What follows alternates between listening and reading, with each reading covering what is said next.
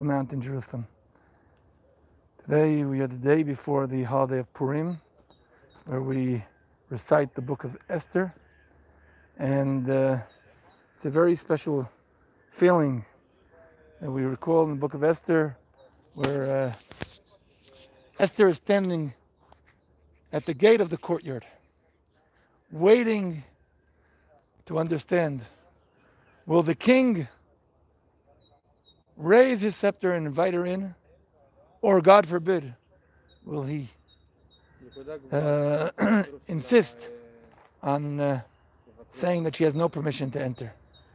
And that feeling of those moments of Esther going step by step into the courtyard and asking, will she be able to be accepted by the king or not? Here we are standing just a footstep away from the palace of the king, waiting for the question, will the king invite us in or not? Will he tell us we are welcome to his house or not? Will we be as privileged as Esther was and hear the king say, yes, my dear, I want you to come in? Or will we be in a situation where we will not be accepted to the house of the king? We want to point out a few interesting points. Yesterday we spoke about the book of Esther in chapter 1. We discussed the meaning of chapter 1 in the book. Today I want to deal with two readings of another point. It says that Mordechai tells Esther not to reveal her identity, not to tell what nation she's part of, not to tell about anything about her family. And then Esther goes in, and she's inspected, and she's offered all these kind of perfumes, and she says, she doesn't ask anything. I'm not interested in anything. Why?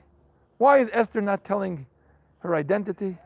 Why is Esther not willing to take any of the perfumes? And I believe the direction can be two kinds.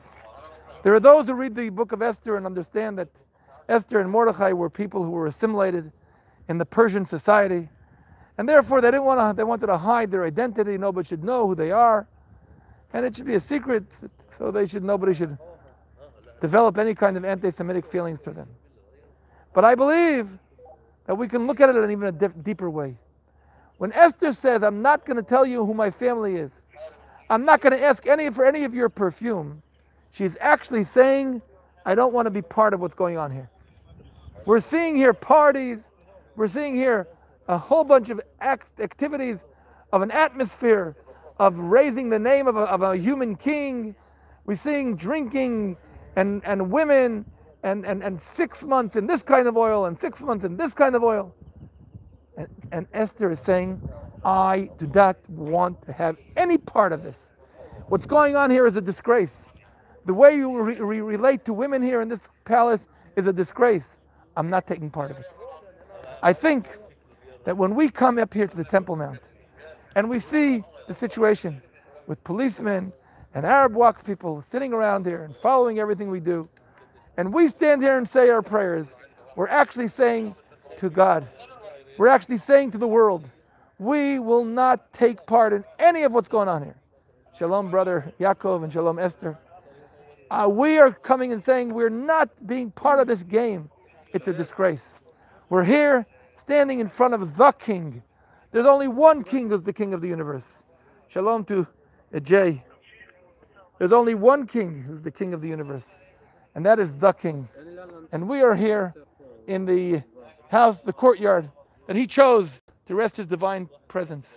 And he chose that this should be that thing. And we're actually saying we're not part of the game. But I want to even continue. The final two verses of the book of Esther concludes with two things. One is that the king puts taxes on the peoples, and the second is the situation of Mordechai, telling that Mordechai is great, bringing peace and bringing good, and he's accepted by his brethren. There's only one other sentence in the Bible that talks about putting tax. There's only one other verse in the Bible that talks about brethren, shalom, and good in the same sentence. The book of Exodus, chapter 1, has Pharaoh putting tax on the people of Israel. The verse of brethren, good, and peace, and shalom appears in Psalm 122. And I want to say this, something very simple. Yes, the book of Esther concludes with a happy ending. The decree was canceled, the people of Israel were saved. But the book of Esther is telling us that that's not the true thing. The king puts taxes on the people. You should know that the last time a king put taxes on the people was Pharaoh. So that you don't be so satisfied with the success of your leader, Joseph, because the leader of the people of Israel is only in the land of Israel. And don't be so excited about the good and the shalom and the brethren. The real place to work for good and for shalom and for brethren is from the pilgrim to the house of God. And here we are standing in the courtyard of the house of God. The people of Israel returning to the land of Israel. There is no real existence for Jewish people out of the state of Israel. Shalom to my dear friends, to Jane, to Ann Colton, and we're praying for the marriage we're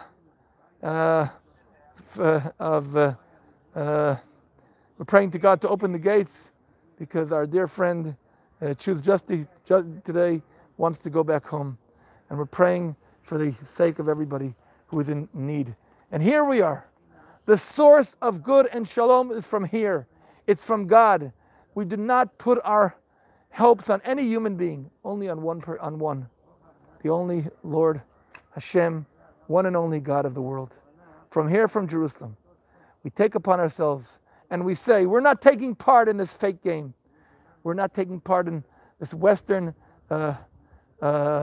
society that deals with breaking family, that deals with none giving permission to Jews to pray on Temple Mount. We are here to express our belief in one and only God.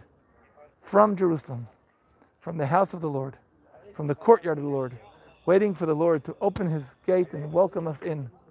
Here we are, sending blessings to every one of you. Shalom, shalom. Thank you so much, Anne, and blessings to all of you.